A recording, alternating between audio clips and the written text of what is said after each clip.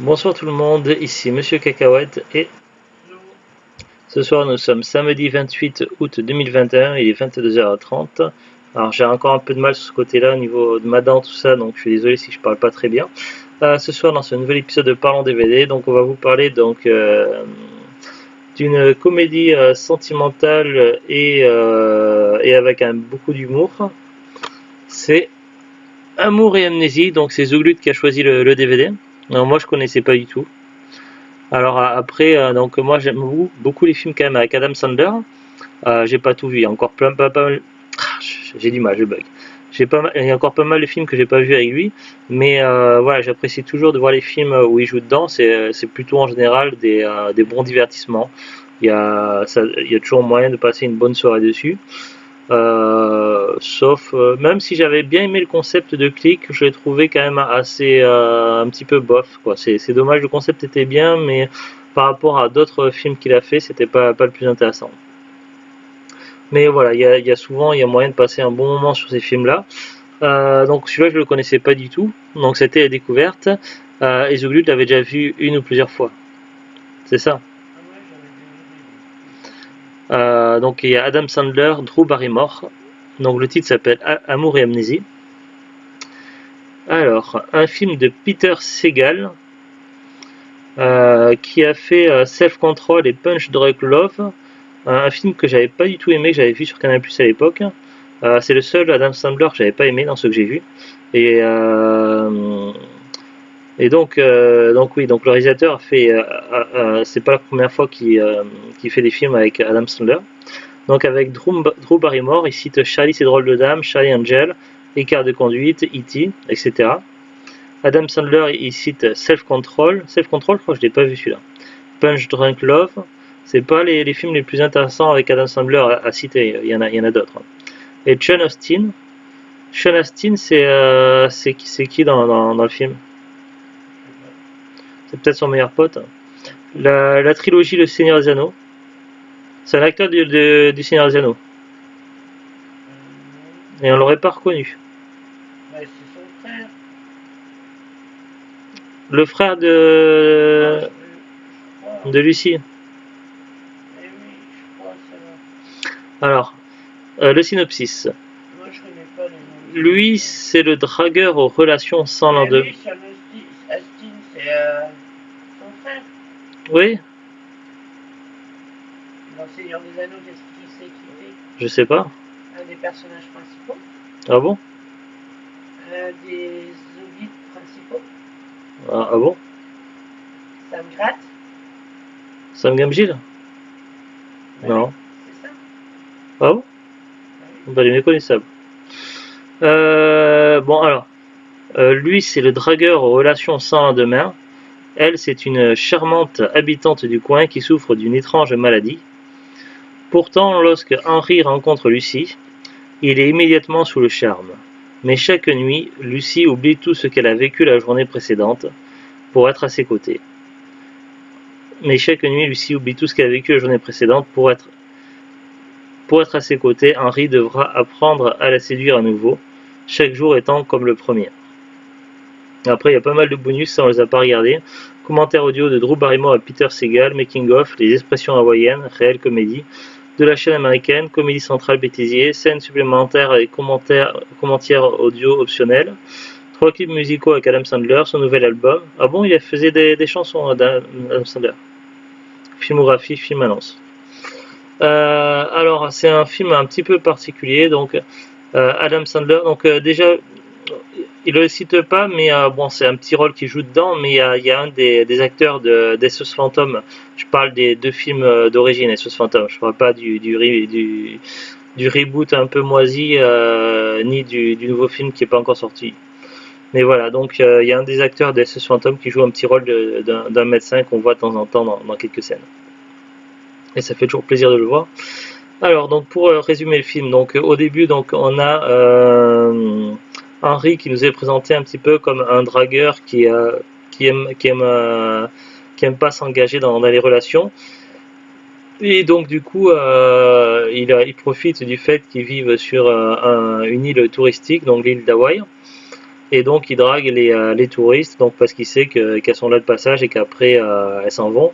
Donc ça lui permet d'avoir des nuits sans lendemain et de fréquenter des tas de nouvelles filles.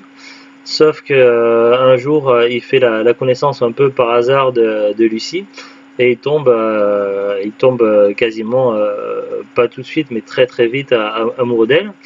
Le problème c'est que le lendemain donc lorsqu'il aborde il tombe sous le choc de la surprise du fait qu'elle ne le reconnaisse pas et que ça se passe pas très très bien. Et en fait donc il apprend après donc par l'intermédiaire donc des gens de l'entourage, donc il y a quelques personnes qui sont dans la confidence, donc il y a son frère, il y a son père, mais il y a aussi donc les deux personnes qui travaillent dans le bar qui sont sous la confidence. Et donc en fait Lucie a été victime d'un accident de la route. Et donc le problème c'est qu'en fait elle perd la mémoire le lendemain. Chaque jour pour elle je sais pas comment le dire. Et le souci en fait sa mémoire s'est arrêtée la veille de l'accident. Donc elle se croit toujours le même jour. C'est un petit peu comme un jour sans fin d'une certaine façon. Et donc lui il est conscient et donc il va essayer donc de flirter avec elle dans les premiers temps, sauf qu'il va se rendre compte qu'il est amoureux d'elle et du coup cette situation n'est plus possible. Donc il va essayer donc de trouver une solution pour lui faire retrouver la mémoire, pour essayer de la soigner. Donc c'est ce qu'il va essayer de faire dans un premier temps. Et user de stratagèmes pour qu'elle puisse quand même comprendre un petit peu ce qui se passe, puisqu'il s'est quand même passé un an depuis son accident. Et donc c'est vrai que son frère et son père utilisaient des stratagèmes en réutilisant les mêmes plats, en regardant le même film en boucle depuis plus d'un an, en revivant toujours la même scène du quotidien, mais parce que c'était une journée bien particulière. Puisque c'était la journée de son anniversaire, donc donc lui va utiliser un autre stratagème un petit peu pour qu'elle puisse se souvenir et savoir un petit peu ce qui s'est passé durant tout ce temps.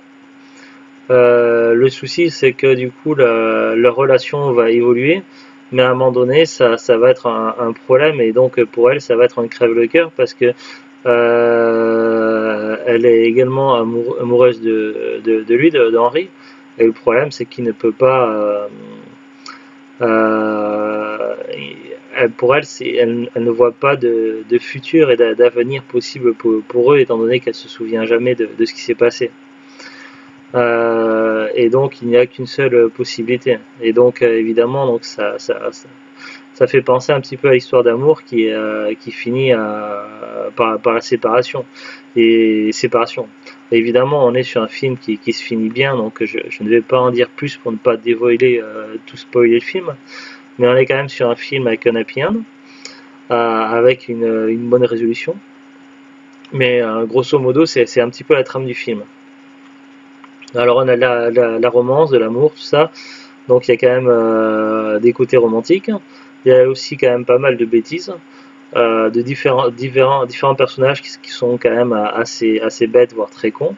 Mais on a également quelques traits d'humour qui sont un peu plus fins et qui passent un peu mieux. Je pense par exemple au vieux monsieur, donc c'est dommage on ne le voit plus après, au bout de la moitié du film il apparaît plus, mais à un moment donné pendant la première moitié du film il y a un vieux monsieur qui est toujours là pour troller un petit peu Henri, avec des petites piques, tout ça, vraiment très très drôle, donc j'aime beaucoup. Et il y a aussi donc le meilleur pote d'Henri, donc qui est un local qui a beaucoup d'enfants et qui a quelques problèmes, qui est pas toujours très malin et qui a une drôle de philosophie par rapport aux requins. Et donc voilà, c'est un personnage aussi assez cocasse et assez drôle que j'aime bien. Voilà, donc c'est un film romantique qui se veut quand même assez léger et qui se regarde sans prise de tête. Donc les personnages sont assez touchants. C'est un film léger qu'on peut voir plusieurs fois et qui est vraiment cocasse et qui vaut le détour. Bon, c'est vrai que des films romantiques avec Adam Sandler, il y en a déjà pas mal, et bon, c'est vrai que C'est vrai qu'il y a aussi, même aussi avec Ben Stiller aussi des fois, donc voilà, il y a des films avec même des boîtiers, des jaquettes, tout ça qui se ressemblent un petit peu. Mais voilà, celui-ci a quand même un petit côté frais, comme quand même assez de fraîcheur et assez léger qui peut se voir et revoir et qui est vraiment très très sympa. Donc ça vaut le détour. Je vous conseille de voir au moins une fois, mais c'est un film que je connaissais pas et que je pourrais revoir à l'occasion sans problème. Donc voilà, donc c'est plutôt une bonne surprise. Je sais pas ce que tu disais toi, Zo. Ce que tu disais, c'est ce que je t'avais dit. C'était un truc tranquille à voir, Ouais. sans trop prise de tête. Le film de demain soir sera peut-être un peu plus sérieux, on sera quand même plus dans le fantastique, on verra. Alors, on va voir la fiche Wikipédia. Amour et amnésie, ou les 50 premiers rendez-vous au Québec, 50 First Date, est une comédie romantique de Peter Segal sortie en 2004.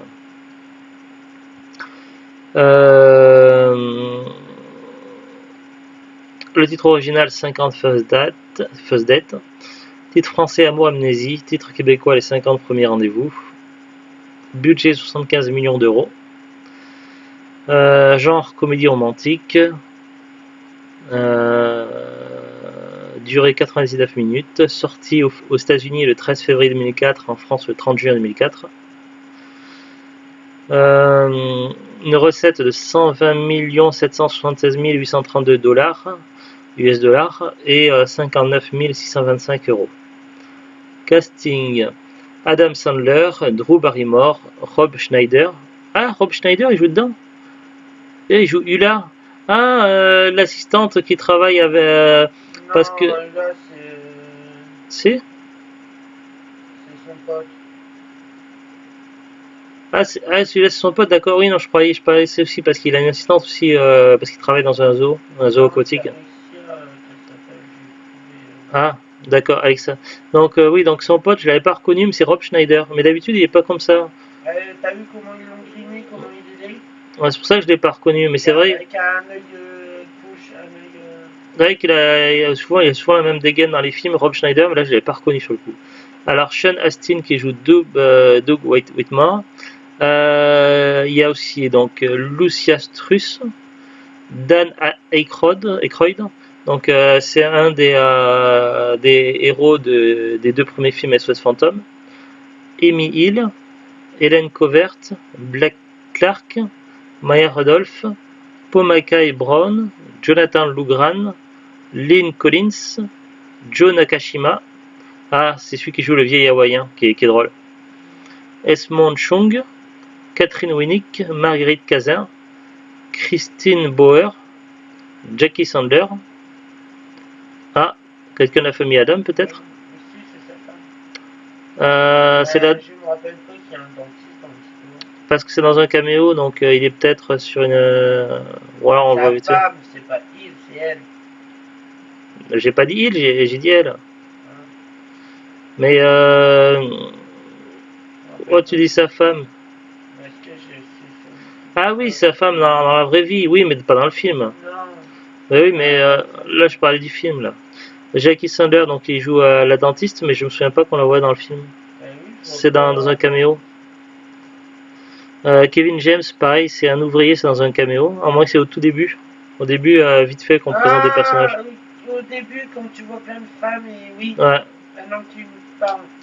Jessica Bowman qui joue Tammy non crédité et Miss Pyle qui joue Noreen non crédité. Il y a des petites anecdotes autour du film. Durant le film, la fin du Sixième Sens est révélée. Oui, attention, si vous n'avez pas vu le Sixième Sens, alors il y a plusieurs films qui s'appellent le Sixième Sens, donc là il s'agit du film de 99 avec Bruce Willis. Si vous n'avez pas encore vu ce film, attention, en regardant Amour et Amnésie, ça vous spoil un détail, enfin le détail le plus important quoi, du film. Donc ça serait un peu dommage.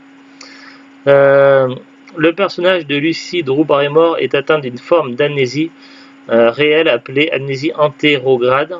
Néanmoins, la variante qui la concerne et qui ferait tout oublier de la veille au réveil est purement fictive. Toutefois, une patiente américaine a développé par la suite des symptômes similaires après un accident de la route en 2005. Bien qu'elle ne semble pas simulée, les chercheurs suggèrent que ces symptômes sont dus au fait que la jeune femme ait vu le film et qu'elle a été influencée par le type d'amnésie qui est décrit. Sandler et Barrymore étaient déjà ensemble en 1998 dans le film Wedding Singer, Demain on se marie, et se retrouvent dans le film Famille recomposée, Blended, sorti en 2014. Un remake japonais, 50 First Kiss, est produit en 2018. Dans la série Upload de 2020, dans le premier épisode, une femme est en train de regarder Amour et Amnésie sur une tablette futuriste. Ben, c'est Upload. Faudrait que je vois qu'est-ce que c'est ça. Puis plus tard, l'actrice principale regarde le film avec des lunettes de réalité virtuelle. Alors, je sais pas ce que c'est cette série Upload. Alors le DVD. Le DVD, donc nous on l'avait acheté sur Facebook pour 1€. Le DVD, quant à aujourd'hui, il est un petit peu rare. Alors j'ai envie de dire, c'est un petit peu le cas comme beaucoup de DVD de films avec Adam Sandler. Je ne sais pas pourquoi, ou si c'est spécialement lui, mais ou si les DVD dans lesquels il joue ne sont édités qu'une fois et ne sont pas réédités derrière. Mais voilà, les DVD ont tendance à être assez rares. Il y a plusieurs films que je cherche avec Adam Sandler, j'arrive pas à les trouver, comme Termina Golf ou Waterboy, par exemple, que j'aimerais bien trouver, mais qui sont un petit peu compliqués à choper. Il y en a où j'ai galéré, comme Copain pour toujours. Donc il y a 2 films qui ont l'air très sympas, je les ai toujours pas vus. J'ai fini par avoir les 2, mais j'ai quand même un peu galéré, donc je sais plus lequel. Il y en a un des 2 qui était vraiment très très rare sur les 2 à trouver. Mais voilà, c'est quand même une constante avec les films d'Adam Sandler, ils deviennent assez vite rares en DVD, on ne sait pas trop pourquoi. Donc celui-ci, il est pas aussi rare que d'autres, mais il est quand même peu commun. Et on voit qu'il n'est plus l'édition française normale, elle n'est plus vendue sur Amazon.fr, même par des particuliers, je la vois pas. Il y a bien un autre DVD, mais avec un symbole à côté, et on voit que c'est une édition import qui est vendue pour 14,08€ et précise pas la langue, donc à mon avis, il n'y a pas le français. Mais après, il y a plein d'autres sites. Si on regarde par exemple sur Rakuten, donc l'édition Clona, on peut voir qu'il y a quand même 52 offres. Donc d'occasion à partir de 90 centimes, voire 3,78. 90 centimes, il y a quand même 2,99 de frais de port. Donc l'offre à 3,78 me semble du coup un peu moins cher. Mais tout ça c'est de l'occasion. Après neuf, il faut faire défiler tous les offres et pour voir à partir de combien on peut le trouver neuf. Mais voilà, il y a quand même moyen de le trouver en occasion ou neuf à différents prix. Donc après il y a plein d'autres sites, j'ai pas regardé, mais il y a Le Bon Coin, il y a Vinted, il y a eBay, il y a Fnac, etc. Donc après en faisant des recherches on doit pouvoir trouver. C'est un DVD qui doit pouvoir se trouver à l'occasion de temps en temps dans les bacs à noz, pourquoi pas sur un coup de bol, ou dans les bacs dans les magasins cash ou en brocante. Voilà, c'est pas le plus difficile à trouver dans les Adam Sandler, donc il doit y avoir moyen de le trouver si vous le cherchez. Voilà, donc nous on l'a eu en occasion pour 1€ avec des traces de doigts et des petites rayures, mais il fonctionnait sans problème. Voilà. Sur ce, donc on vous souhaite une bonne continuation de week-end. À très bientôt. Au revoir.